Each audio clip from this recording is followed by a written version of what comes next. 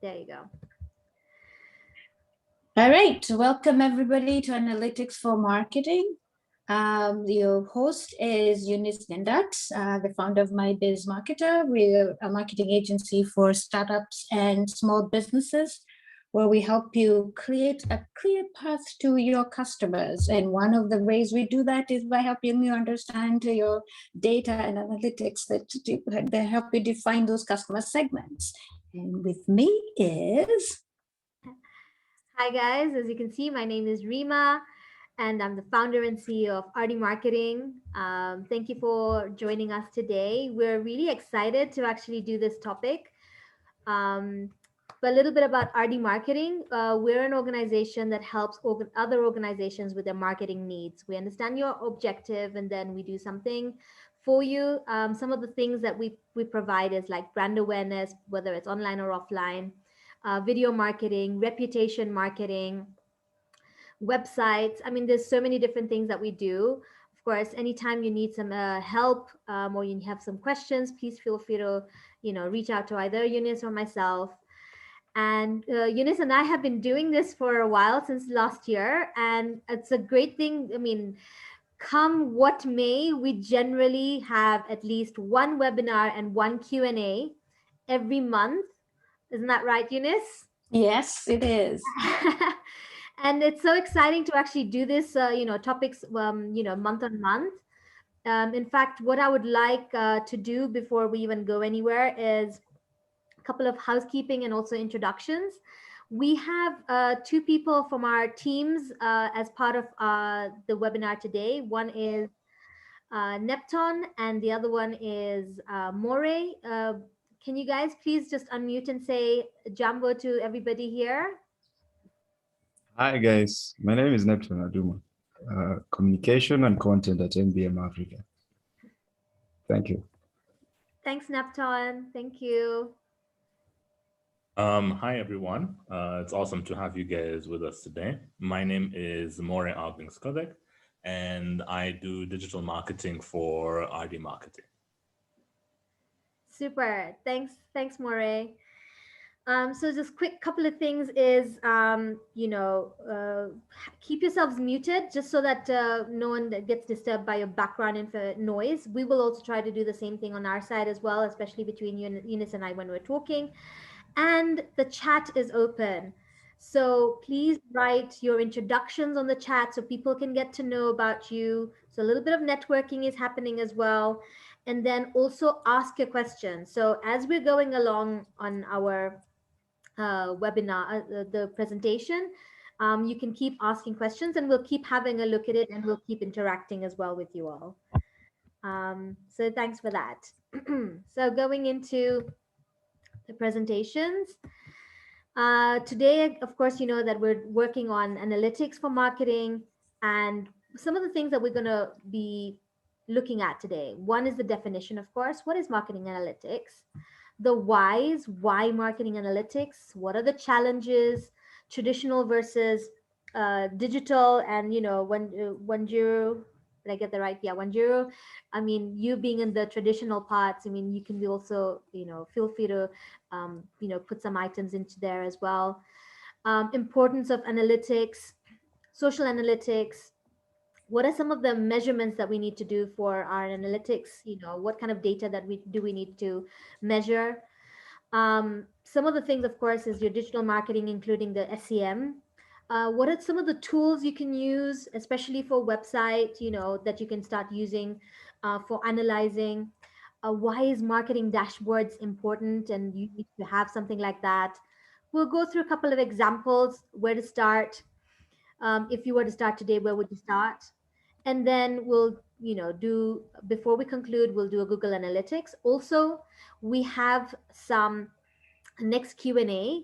And right at the end, Neptune's going to show us when the Q&A is going to happen, and so you can join us for that. And the Q&A will also be about the same topic, and we're going to have a data analytics expert join us for that, so you don't want to miss that out, right? So that's just a bit of a nutshell on what we're going to work on. So a bit of the definition. Sorry, before we go into the definition, just one thing I wanted to add to this as well is whether you're a startup or an organization that is, a small, medium enterprise or a large enterprise, you need data for anything, right? And that is what we're going to be able to look into today. For startups, we normally tell them even market sizing, get data because investors would like to look at that, how big is the market, what are you going to start with, what are you going to tackle, you've got, of course, places where you can be able to get data from, so in terms of your market analysis, and then of course understanding your buyer persona, that's where you need the data as well, right? So there's a lot of different aspects of data, in the broad aspect of things, as we go along. So Eunice, you're muted. Sorry about that. So basically, all we're talking about here is what you need to do. What analytics is about is what you're managing in the data you're collecting from all the tools that you have to do your marketing. For example, you have a CRM, you have your financial tools, all those tools that you have that help you run your business, collect data, and they help you understand your customers. So analytics helps you analyze that data to help you then make marketing decisions. They help you also segment those customers. So for example, if you're an e-commerce platform, you want to know who, for example, if you're a clothing line or you're selling electronics, who are buying phones, who are buying TVs, who are buying connecting device connectors, so that then you can segment and sell those to those segments. So for example, women buy different things in electronics than men, right? Men will buy the TVs, and while women will buy maybe storage things for their photos and their videos and stuff like that. So you want to be able to garner that data to decide where to now put your marketing budgets and efforts towards, right? So marketing analytics provides you those customer insights and trends. It also lets you understand what new markets to venture into. You would not know what markets to venture into if you're not looking at those analytics. So for example, if you don't have Google Analytics, you would not know what locations people are coming into. For example, we look at our analytics and all of a sudden seeing we're having a lot of people visiting from Nigeria, looking at our website. We have a lot of people looking at our website from Senegal. Now, Senegal is a French-speaking country. Should we then translate our website to French so that then they can consume our content? So those are the things that's a marketing decision we have to make. And is a traffic that high that we can now make that decision? All right, next slide.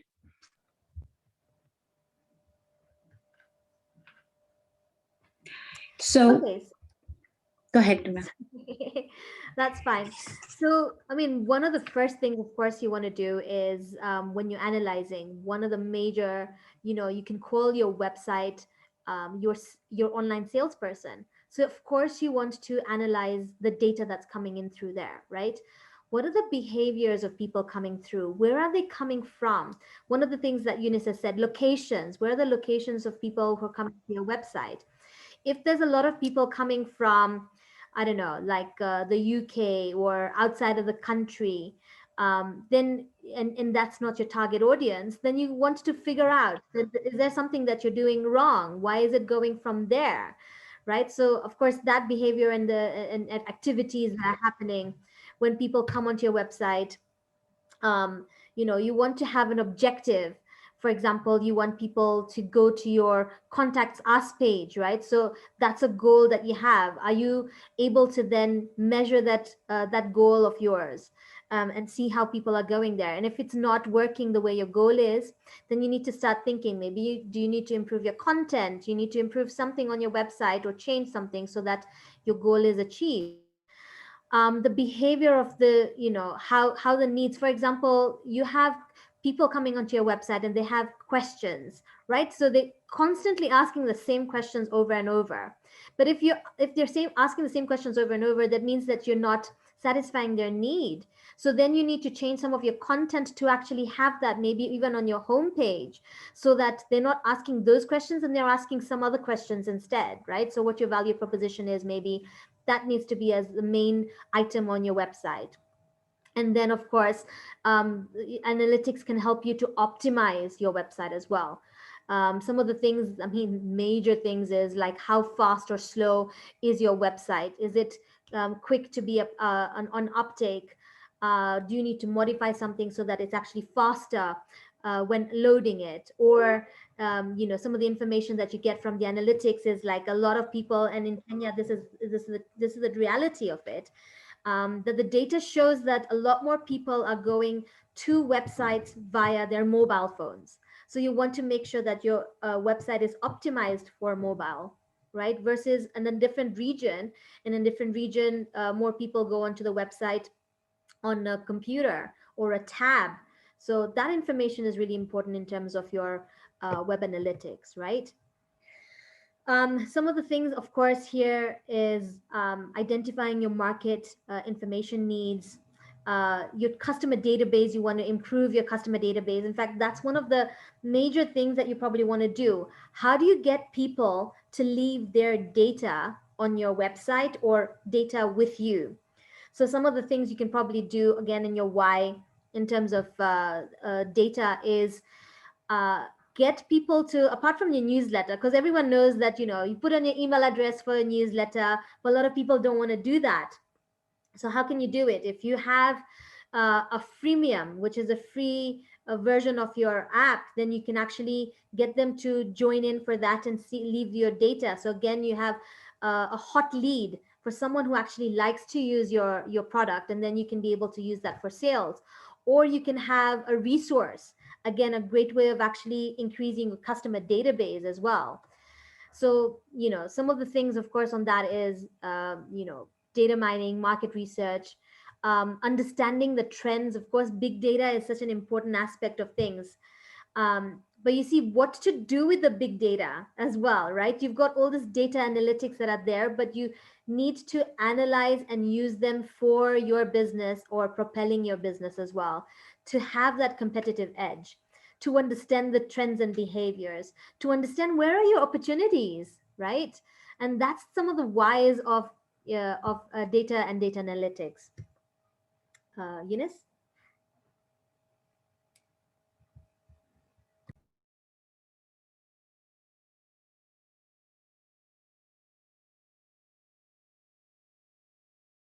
Eunice, you're on mute again. I keep doing this. I am so sorry, guys. Okay, so why aren't people doing this? Challenges are many. Lack of time, don't know where to start. Systems and infrastructure setting up is impossible sometimes, right? Rima just mentioned big data. Just the sound of big data makes you feel overwhelmed, right? I'm a small company, I'm a small startup, I'm a small SME. I just ran a shop down in Utawala or Kitengela or in the CBD. Big data is not relevant to me, but big data is relevant in the sense that whatever data you're collecting every day of the customers, number of sales, number of customers that came through the door, that's your version of big data.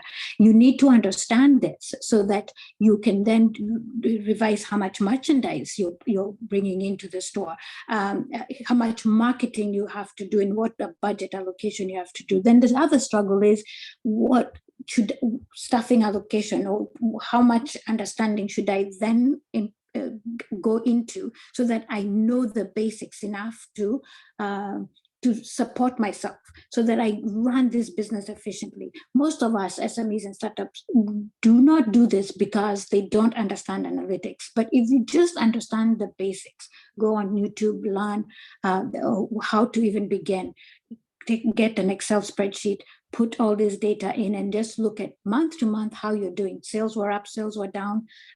This is how much I put into marketing, and this is how much we got a return on investment. You get to then get into a rhythm and understand, okay, we didn't put much effort and this is what happened. If we put a little bit more effort, this is what happens. So it then keeps you in the rhythm of identifying and tracking. And that now you're now beginning to analyze what your business is doing, from customers in and sales to growth to ROI, and therefore you're growing your business to where then you can hire an expert, right? Next slide, please. Right. Actually, before we even go to the next slide, I really wanted to ask people, and I know I asked Kevin on this, but do you all use data to inform your business decisions or your marketing? I mean, you can say yes or no, or kinda meaning that you understand it and you use it sometimes, but not all the time. So it could be yes, no, or kinda. Can you just put that on the chat so that we know like where you're at with this as well? Because I know a lot of people will be already using this, and it would be nice to know that. Samuel, kinda, okay. Samuel's kinda. Let's see who else is saying something.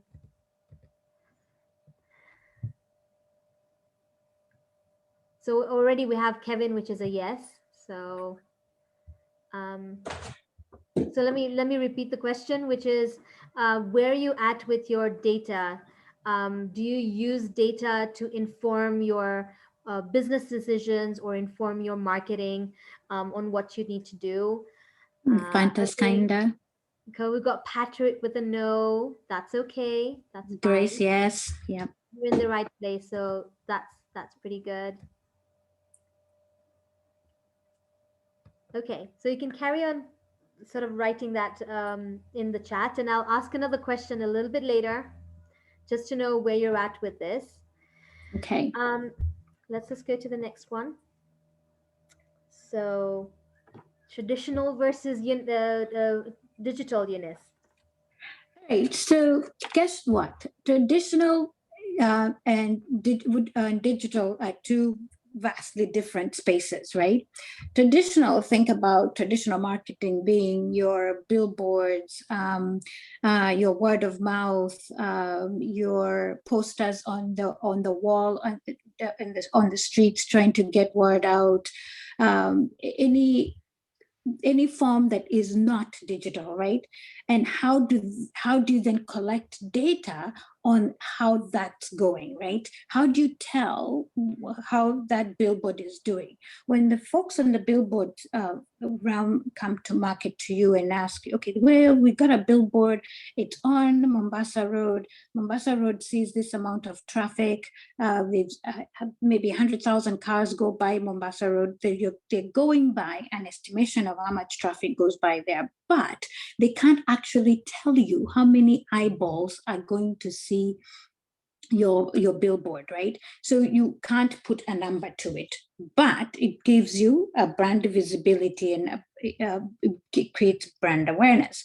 Now a banner on a digital platform will get impressions, will get click-throughs. That gives you a physical number of how many eyeballs have actually seen this. So you can say, hey, I put 2,000 shillings towards a banner on Facebook or a banner on YouTube ads, and this is how many impressions I got. So you see how you're performing. So that's the difference between your digital and your tradition in getting data to quantify and to actually know how you're doing and calculate your return on investment. That's the difference. And the reason why digital media is more exciting in this is that it makes it so much easier to qualify.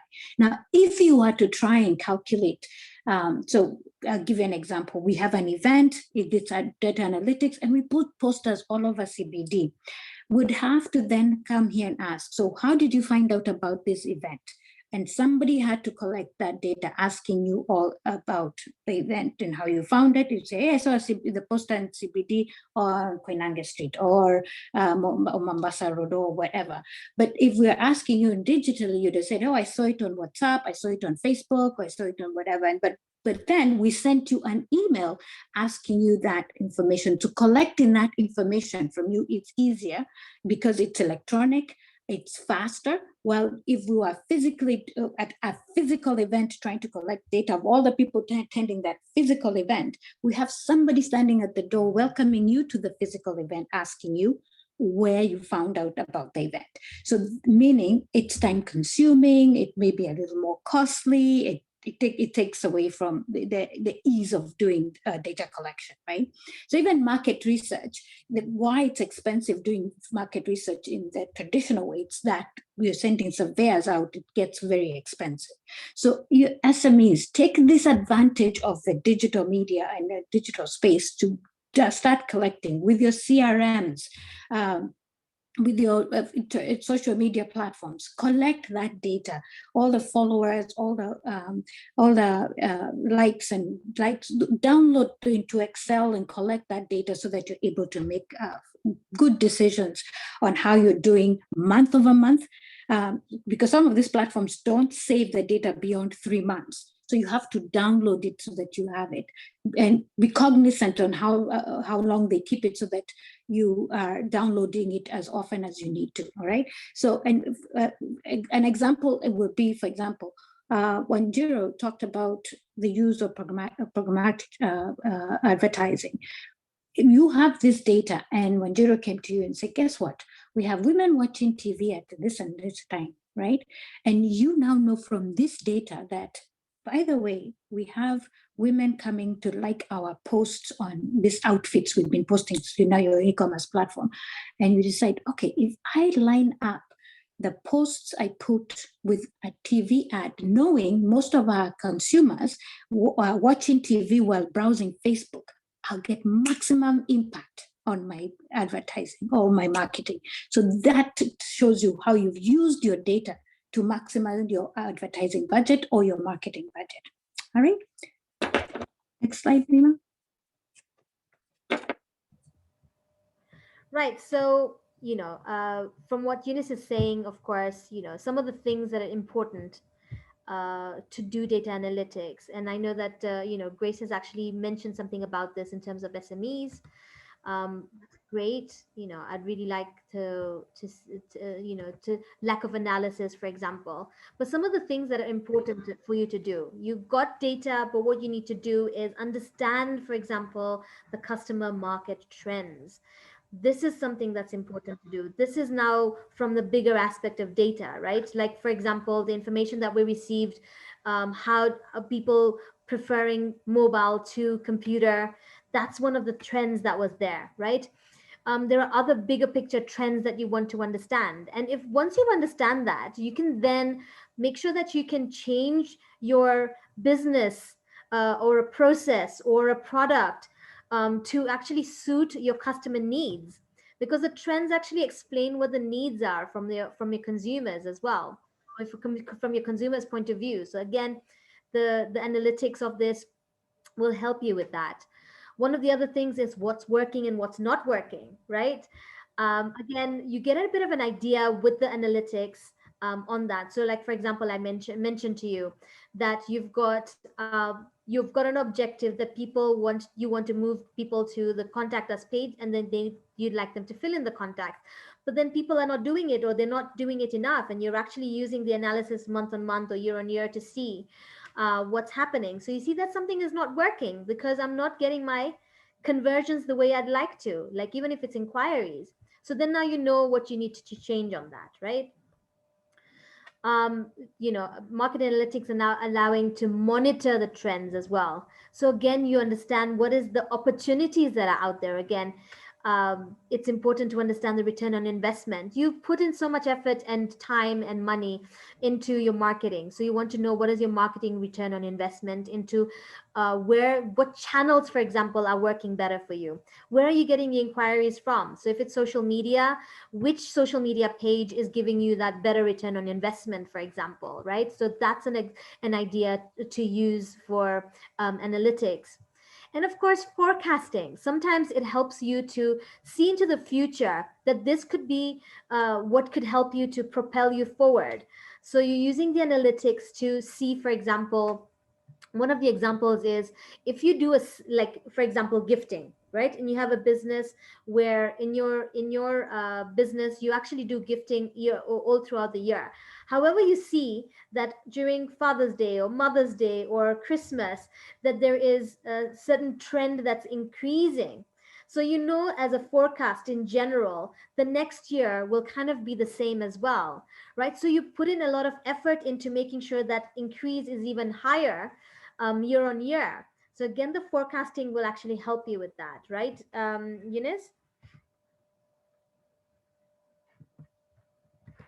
Sorry. So Very true. yeah. Very true, Rima.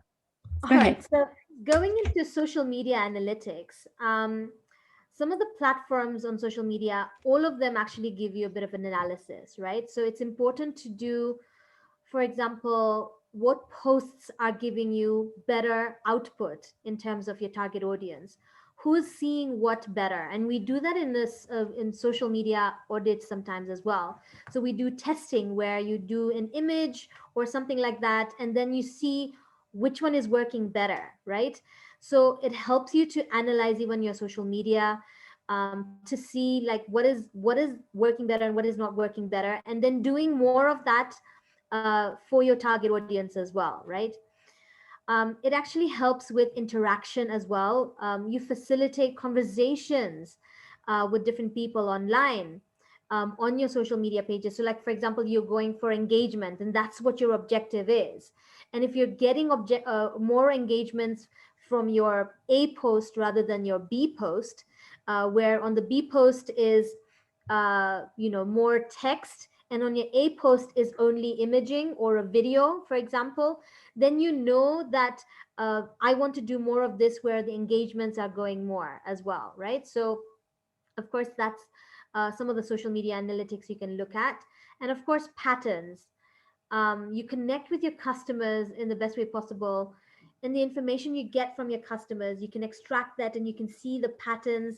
For example, what time of the day do people see when you post, they see it better?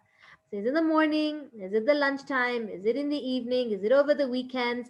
And target audience can change. So you need to understand, depending on your target audience, when is it that they connect with you better. So that's information that you can again get from your social media pages as analytics. Okay, one of the things, like I mentioned, I think I mentioned already to you about the A/B testing, right? So when you're doing your A/B testing, again, it's great for insights and great for data that you collect. We generally do this for posts as well as ads. And we like to do it on ads because you want to get that reach from your customers as well. So what we'd do is maybe change one item. So we don't change too many things because, again, if you change 2 or 3 different items, you don't know which is the reasons why someone went for A and someone went for B. You send it to similar audience, so the same audience, and then it's split up. Okay, so your first variation, so your A variation could have a different color, it could have a different heading, it could have like one little aspect that you've actually changed on it. It could be the image, for example, as well. So like, if you're sending it to both male and female, then you want to have one image as male and one image as female, and see which one is actually working better for you. So just change one variation and you can see the data that actually comes through. If, for example, your B1 works better, so you can do more of those, and that's actually helping you to make a decision moving forward in your advertisement into the post that you do as well, right? Okay, so we must talk to you about the social media insights and giving you ideas of data points and differences of A/B testings and what data points you collect out of that.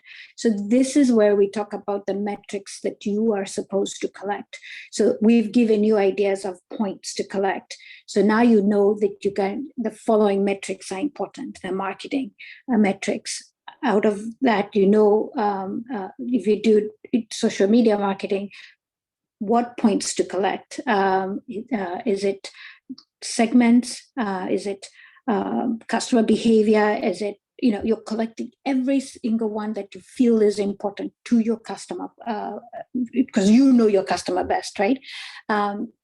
Lead generation. So for example, if I was to tell you about my biz marketers lead generation metrics, we consider if you come to our website several times, you're interested either in more information, maybe talking to somebody. So we give you a score point on of maybe 2 or 3. If you complete a request form or request a quote, then we give you a score of 10, meaning that now you've gone on to be a hot lead. So that's a generation metric. Now your website metrics will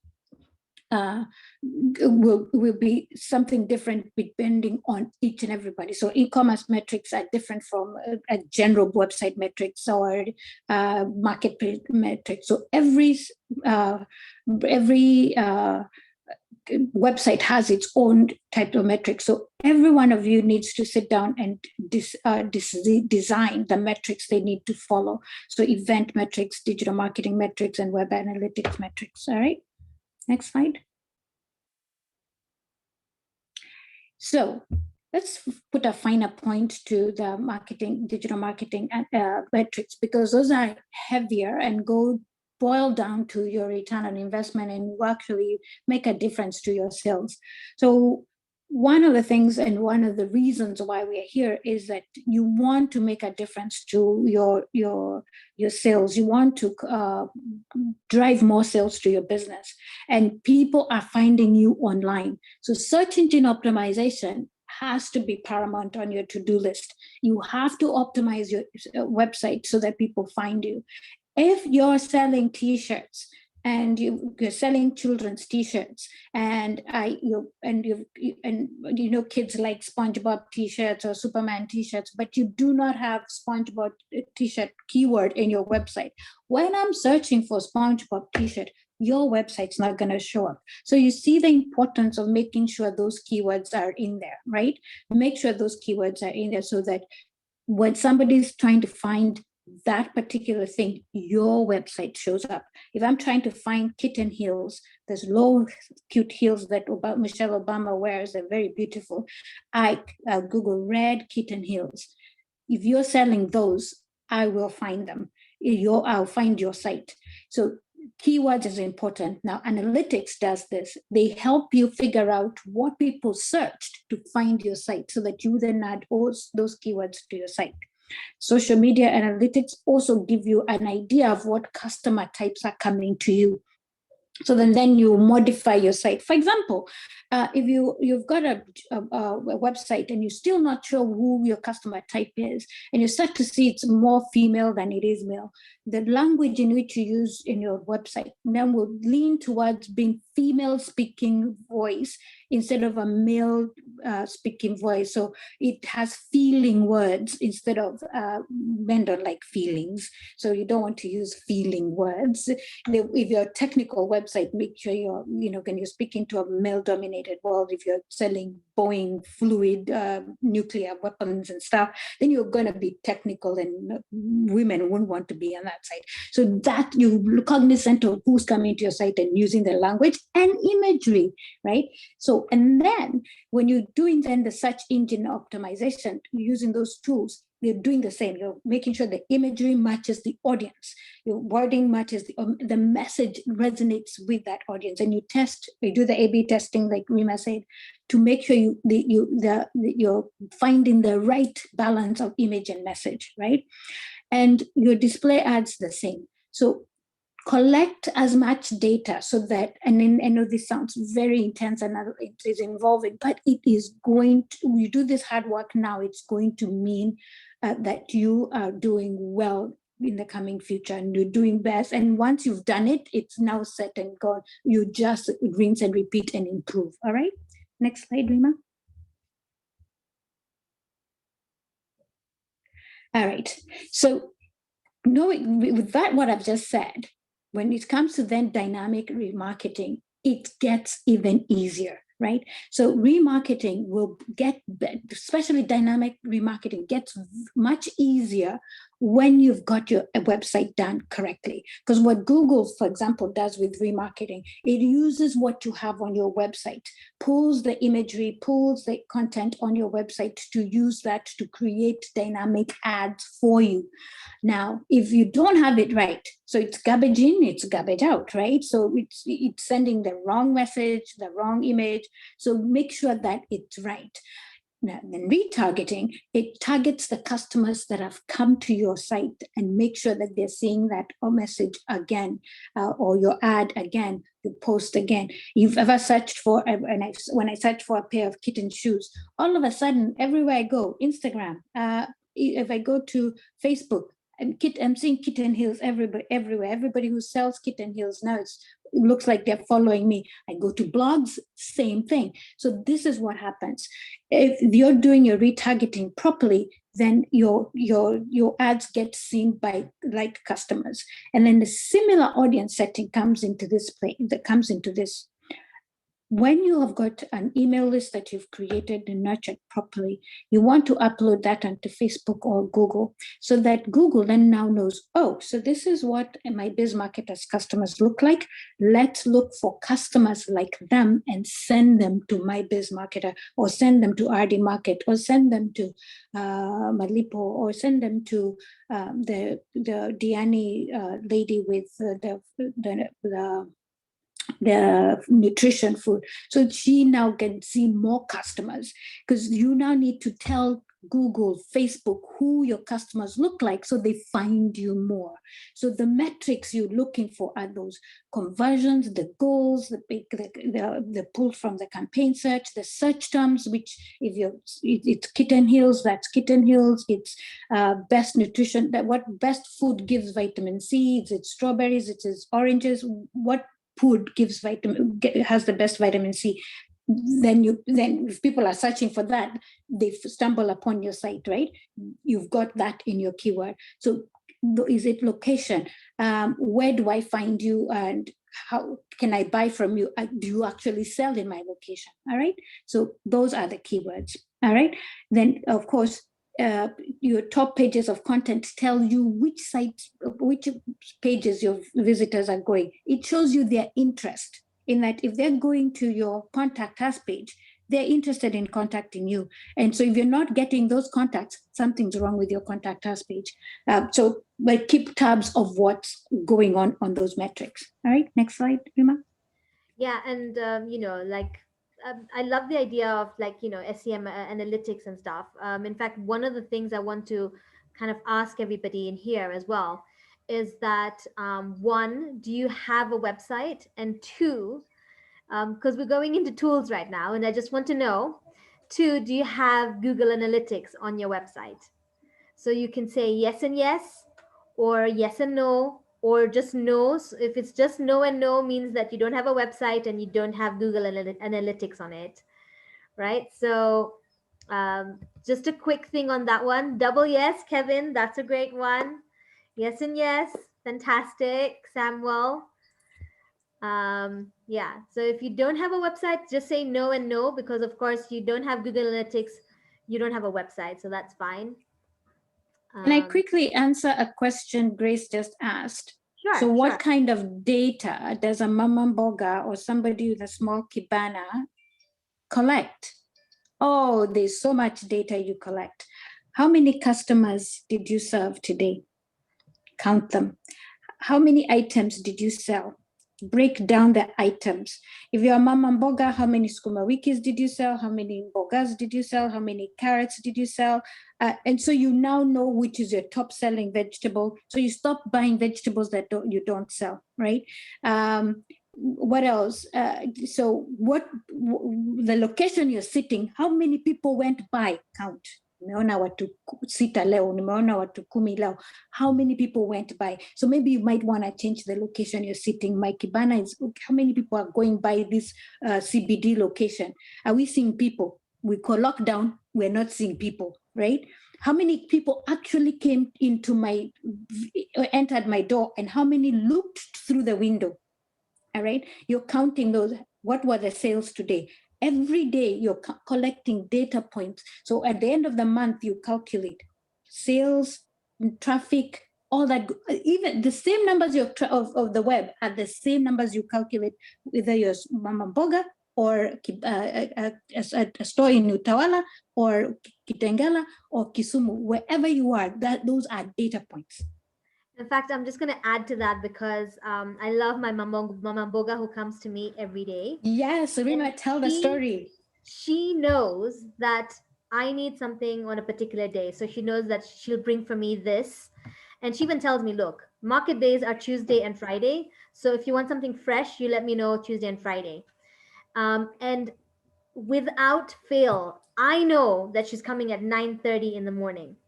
So every 9:30 in the morning, you'll hear my name being, called out from the gate, sort of thing. So she knows, like, for example, I need X on Tuesday or Y on Wednesday or whatever.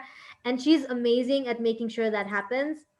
So that's actually, for her, that's data that she's collected. She knows that Rima's going to be available at a certain time.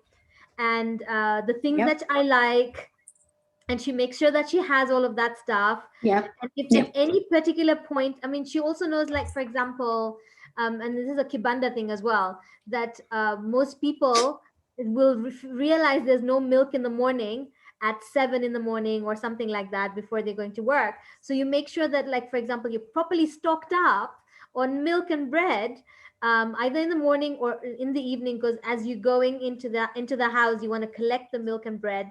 So you don't have to do it in the morning. So again, they're understanding the behavior of their customers, and they're customizing their business to have the one stock that the customer wants and needs, and at the time of their convenience as well. So just in addition to that, in terms of that. So that's fantastic. Great. And thanks everyone who has actually said yes and yes. Got yes, no and no. Patrick, Karen, no and no. Don't worry about it. Lillian, yes and yes. But I've not had yes and no. So it's okay if you have a website and you don't have analytics, because that's one of the things would definitely recommend to you as tools. And that's what I'm going into right now. So if you don't have Google Analytics, please feel free to go into that. We've got some other tools in here as well that you can look at. For example, SME Rush, we've got Moz Pro, you've got Used for your search engine optimization. Hotjar, Mixpanel, and Heap are great, just similar to Google Analytics. In fact, Hotjar, what it does, it actually gives you your heat signature. So where does your customer eyes fall first, or their cursor goes onto? So it gives you a heat map of how your customer has actually gone through your website or through a particular page as well. So these are just some of the ones. You can take a screenshot if you'd like, but I think one of the questions was, will you get this presentation? Yes, you will. We will email it to you with the recording of the webinar. But if you want to just note them down, please feel free. Have a look at them, because it's a really great way of actually knowing and getting information about your hashtags, about your search engine, like the search terms, for example, the keywords and all as well. All right, so that's a general idea on that. One of the things that would definitely look at in part of marketing dashboard tools is basically the unification of the data, right? What you're trying to do in here is all the data that you have in different places, how do you make sure that you have it in one space and you can see it in one space, analyze it just from there? Again, on the dashboard, you can see the now information, and you can also do your year-on-year one. And Google Analytics has a really nice dashboard as well when you get onto it as well. But some of the other ones, and we've mentioned it down here, the top rated dashboards, Google Data Studio, there's DataBox, there's Microsoft Power BI, there's ClickSense. Those are some of the things that you can use for dashboards. Just great way of actually seeing everything in one space, right, Eunice? Yes, absolutely. Absolutely. So here's an example, right, Eunice, of a person or a company that uses data analytics. Of course, you know what this is, right? Netflix. So Netflix uses the data from what you're doing. So for example, this particular series that you like, and so they will look at that kind of content and then give you suggestions on similar suggestions for you, the kind of things that you like. So again, Netflix using that target to analyze them, and then of course they have machine learning, and they have the AI at the back end of it to make it much easier for them to do this and not manually. So that's of course great as well. One of the things that of course they look at as the trends of people as well. You will see like within a particular market, like for example in Kenya, they will give you more African content or Kenyan content as suggestions for you to look at. Eunice, do you have anything to add to this? So, you know, the thing is, they're able to make decisions based on the data they collect. What shows they turn up to what regions based on customer preference. For example, in Kenya, they'll give you shows based on what you prefer. Do we love romance? Do we love thrillers? Do we love adventures? Well, you know, the US, they might turn up some scarier horror shows, whereas Kenyans will like, we don't like those horror shows, just, you know, and then maybe our kids who are Kenyan are like, give us the horror shows, right? So based on what we prefer is what they turn up. And then after you see a show will turn up in one region, well, it will be a while before they turn it up on this region. But look at the growth internationally, right? They grew so much in international region more than others because of the lack of programming in certain in fact Africa, think about it, we lack programming. So the streaming option and the affordability of it, well, I know Africans, we've kind of hacked these things. I don't know how many people share my Netflix account. So in fact, they may be losing money, but they're okay with it as long as they're getting data out of it. You know what I mean? So they know that they've got how many devices, even though it's one account, they know the number of devices logging are different. So that's data they collect that they then use to build and create shows for themselves. So think about that they are not making a decision willy-nilly. They are making a decision based on data, so that if they're going to spend 200 million creating a show, it's because they have data to back it up that they're going to get the viewership for it. Yep. Yeah, absolutely. Yeah, I mean, you've actually, hit the nail on the head. It helps with their marketing. It helps with their content, where they're putting their money, because you can see it's a Netflix film, it's a Netflix series, because they're actually putting the money into it. So of course you want to understand the behaviors of the target audience. They want to understand what is some of the content that people are actually consuming, of course, as well. So yeah. All right. So Eunice, where to start? Where can people start? Oh my goodness. I know we've already overwhelmed you, and here's the places you need to start, but I'll tell you this, start with these top 3. Customer decision-making models, marketing mix models, and the customer-centric models, right? So next slide, Rima. So the customer decision, this is where you're deriving data for your consumer.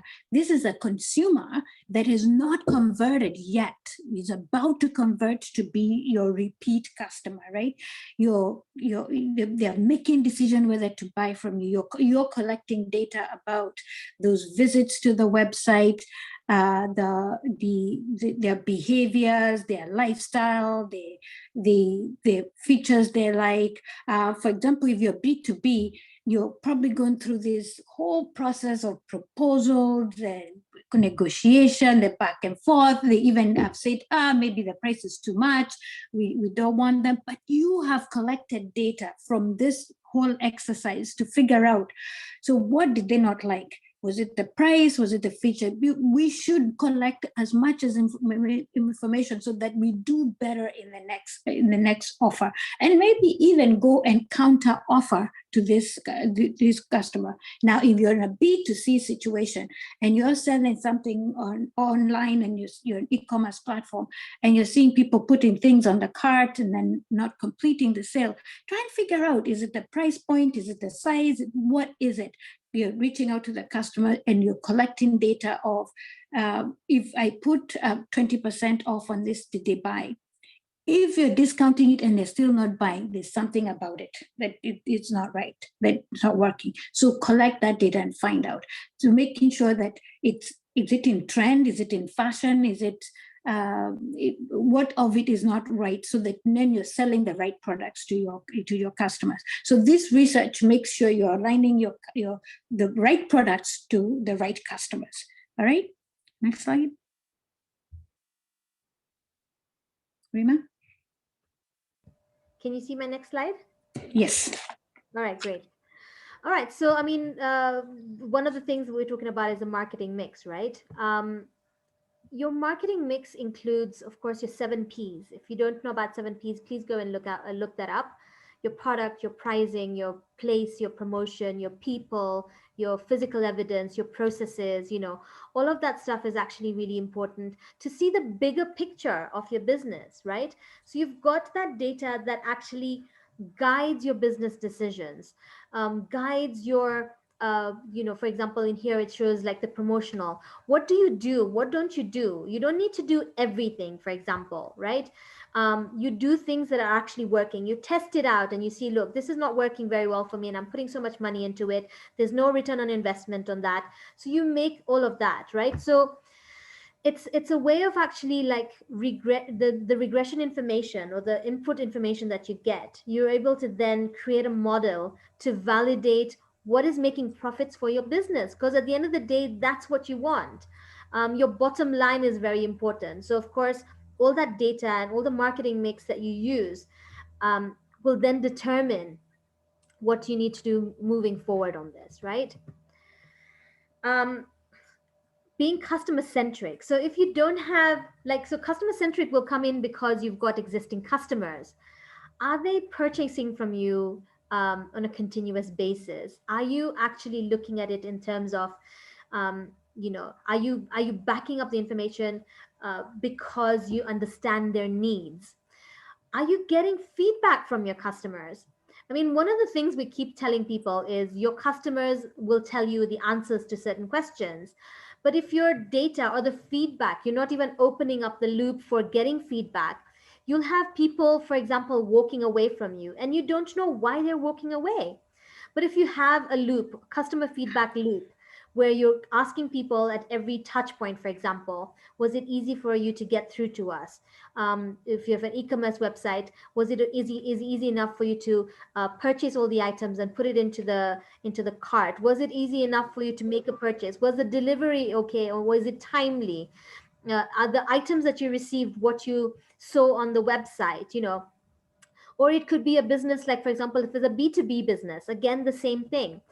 You'll have customers walking away and you don't know why you can't retain. Your business is very important if you're growing your business, it's not just getting your new customers, it's actually retaining your existing customers as well. So being customer centric means that you've got to ask your customer, what is it that they want? And of course, once you get that feedback, you'll be able to then analyze again the data that you receive from there. You understand the behaviors, you understand what are the chronic issues, for example, chronic challenges or chronic problems.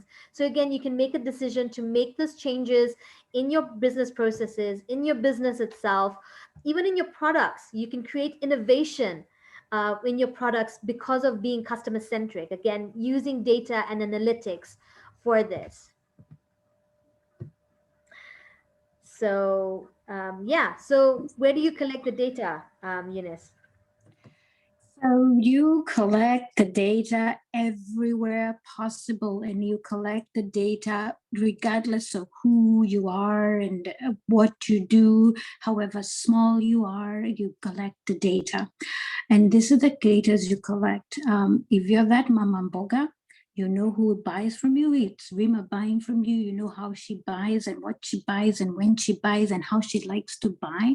So you understand her to the T, so that you're buying the product as she likes it, fresh as she would want it. So you know how discerning your customer is. So understand everything, the behavior, where they like to buy and how they like to buy, their lifestyles, their geographic locations, and in fact even the quantities at which they like to buy. Right? If you go to the level that you're making sure you're buying just in time, so that you don't have excess. For example, if you have perishables, you're not wasting anything, because that's money. So if you're mama mboga, you've bought all these skumas, and at the end of the day, you still have you still have some.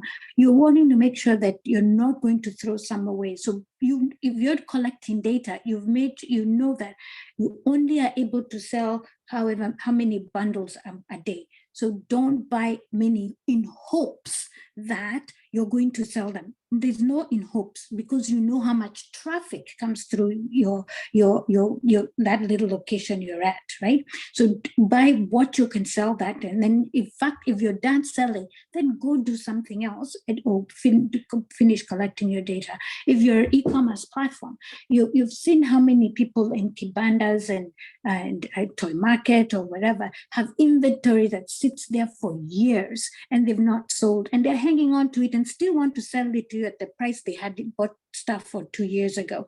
So if that's money they've sat on for years, that's done nothing to them, it's now worthless. So collect data, understand, sell just in time, sell what you can, and then move on. But if you understand everything, you will stop wasting time and stop wasting money and actually do better in your business. Right? Next slide. So this is some of the data types we were talking about: behavior, satisfaction, communication channels, which channels they like. Well, I keep saying this because a lot of us don't like emails, especially in our region. So if WhatsApp is the channel of preference, use WhatsApp. Back up with email. So look at that. Engagement level. If they, look at how your customers like to be engaged and be there and engage, and the attitudes in their industry. Use those and maximize on that. So, for example, the e-commerce platforms, you're challenged by in fulfillment challenges, delivery, and all that. Understand the attitudes in that, and try and rise above and fix what the perception is in that industry, and make sure that your customers understand, you understand their customers' fears and meet those and rise above it, and be ready to deliver, be very customer centric, right? So the customer data then you're collecting from the service, the product, the subscription, the features of it that the customers like. You've integrated social media, so that then you're collecting that data. You're collecting data from there. You know the demographics well, and then your customer acquisition channels, which could be your social media, your email, your WhatsApp, all those good channels. All right, next slide.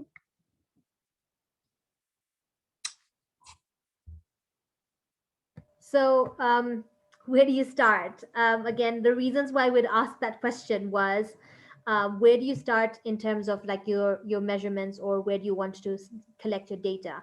One thing for sure is Google Analytics is a very easy way to do it. If you have a website and you don't have Google Analytics, please attach it. It's a free thing.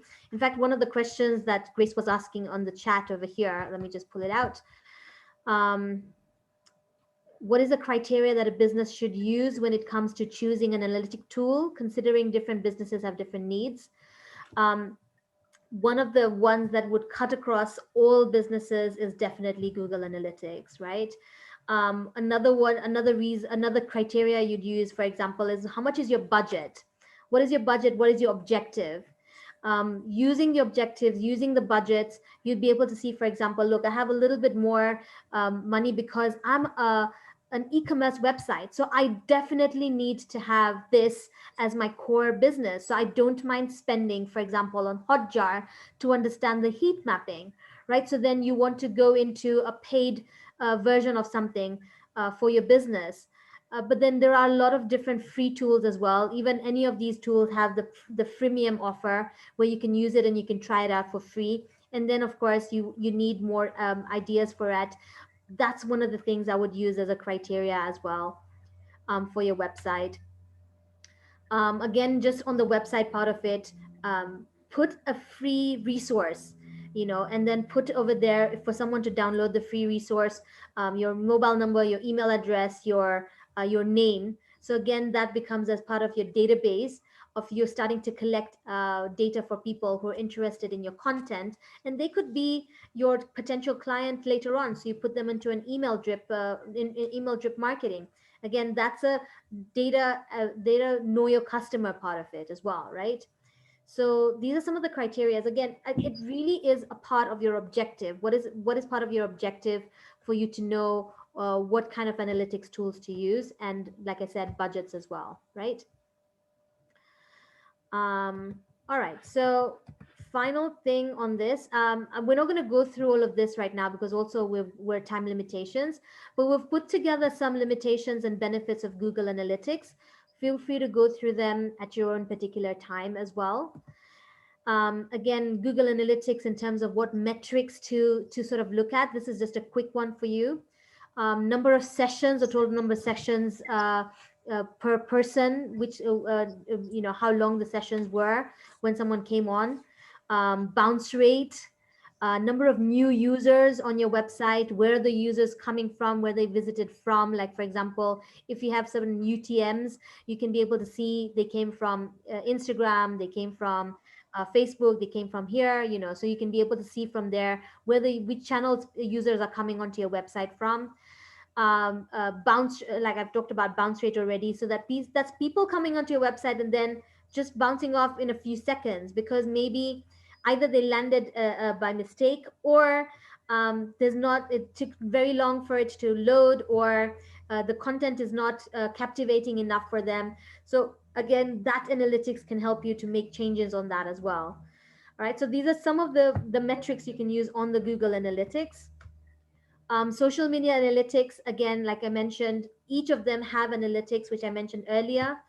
But look at these. I think the idea here is look at these either weekly or monthly. So if you don't have time weekly, then at least look at it monthly and see what is working for you, what is not working for you on your social media channels as well, right?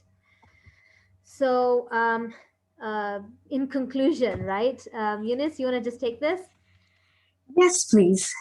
In conclusion, start small. I'm going to remind you, how do you eat an elephant? You eat piece by piece. Don't worry how big it is. Don't worry how big and overwhelming analytics is. Start small. If you just start with an Excel spreadsheet and collect the data that's relevant to you right now, just start small. Start with where you are. If you've got a website, install that analytics. It's free, by the way. Google Analytics, as Rima said, it is easy to get started. If you have a challenge with it, reach out to us. We'll help you get started. And get started. And if you start collecting that data, you start to see a difference in how you approach your marketing and even other business decision goals, right? Analyze to make decisions so that then if you're ever wondering, okay, how do I move forward? You now know that you're making decisions based on data that you have rather than a knee-jerk reaction, right? So it helps you to formulate those strategies, either to enter a new market, because you've identified an opportunity, segment further, introduce a new product. So you are now given maybe a key to exploring further. So go for it. All right. All right. So, we're going to go into the Q&A right now. But before we go into the Q&A, I do want to, there are some questions already on the chat. And just for your information, like I mentioned, Neptune has shared this with me, so I'm going to share it on the screen. Mark this point. Neptune, you can share the bit.ly link on the chat over here for people to register for the next Q&A session. It's going to be on the 24th of June. We do about an hour of your lunch hour. So we call it coffee chat. You can call it lunch chat, whatever it is. And we've got a guest coming on to speak about analytics. So it's a focus on analytics. So any questions you have, again, please bring them there. Our guest is Timothy Oriedo, and he's founding chief data scientist, Predictive Analytics Lab at Predictive Analytics Lab, right? So yeah, so while I leave that there, let me see what the question is over here. We've got SK asking, what are the legal concerns around data collection analytics on business platforms? Okay, so legal concerns, of course, there's an entire thing about the legal and the cookies is one aspect of it. Your data collection is one aspect of it. So there's different things in here that you can be able to use, but you can see what people do at the bottom of your website, which is you ask them for permission to collect data. And if you're actually, and if you're that's one aspect of the data for legality.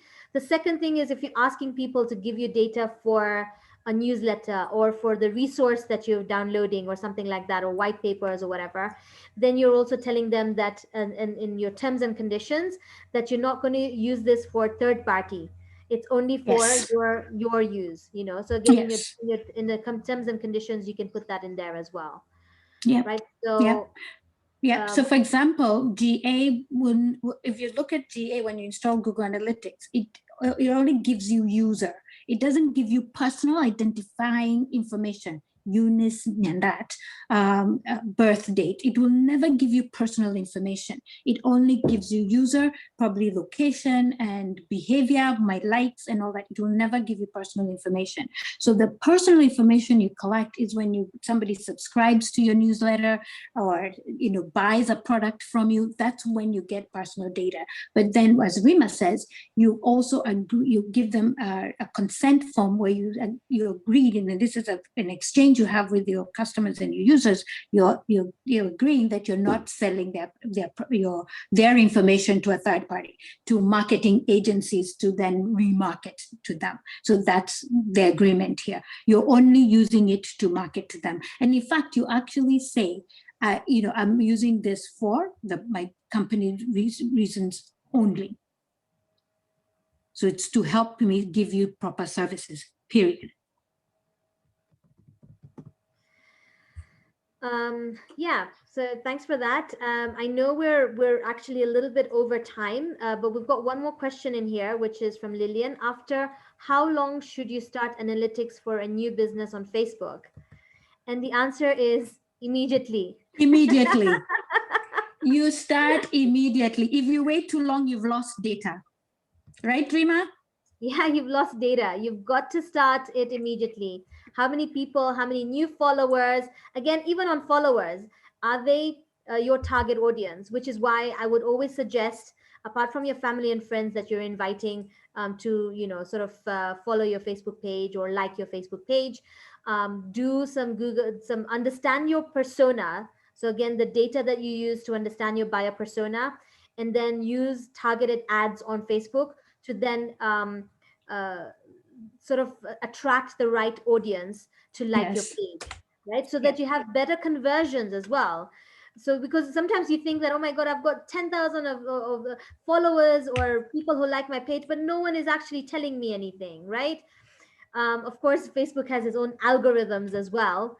But in nutshell, if you do ads even to the people who follow you, you'll be able to see conversions if there are the right target audience following you as well. We can take one more question if there's anybody who has it. Otherwise, we can stop this. And of course, we have the Q&A coming up towards the end of the month on the 24th. Neptune, can you Wanjiro, share the link? yes. And Wanjiro, I'd really love for you to come to the chat because this will make a very interesting conversation. It sure will. Yes. Sorry, I'm trying to unmute. Yes, that is noted on the 24th. Yes, please. Yes. Okay, and you'll send us links, yes? Yes, We please. shall. Yeah. Okay, we'll share thank the you. links, yeah. All right. Okay, great. Neptune was supposed to share the link over here, but if you don't get it here, I apologize. We'll definitely send it to you on your email, and you'll be able to get that with the email with the presentation as well as the recording from today. Technical difficulties, right? Yeah, I think so. I think so. Anyway, oh, there it is. Neptune, thank you very much. Appreciate it.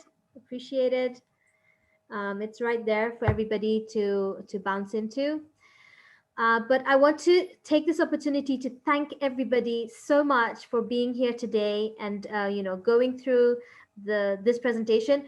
Data analytics and marketing analytics is a much bigger conversation. We have just scratched the surface, and we've been giving a bit of an overview on things as well, because I know there's so many questions that people would have.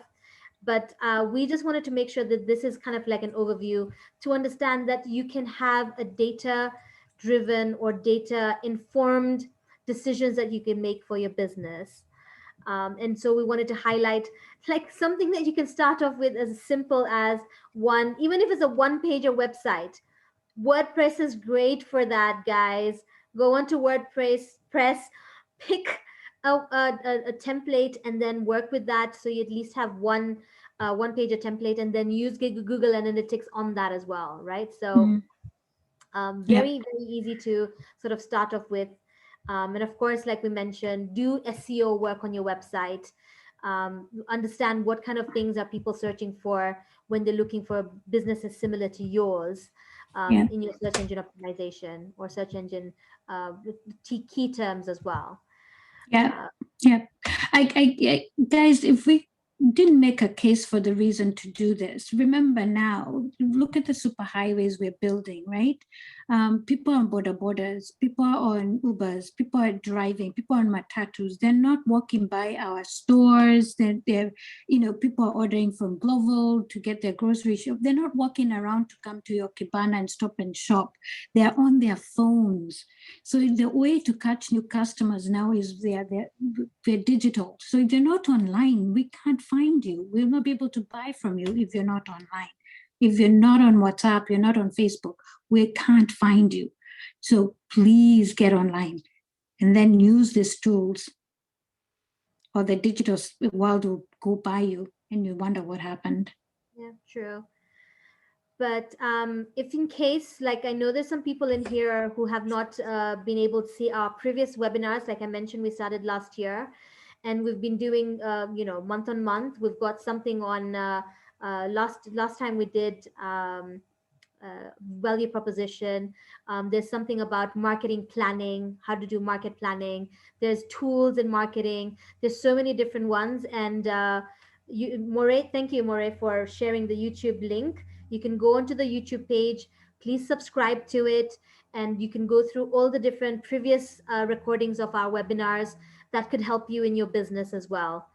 So yeah, kindly do click on that and go and subscribe and like and watch the videos, so that you'll be able to get some more insight into the things that we've been already discussing over here.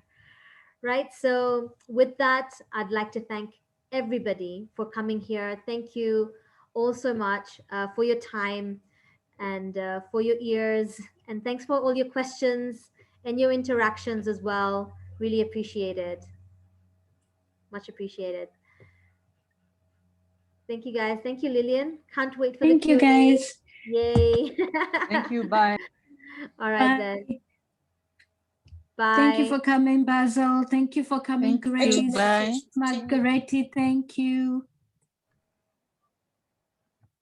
Joy, thank you for coming. Joyce, thank you for coming. Thank you. Thanks for having us.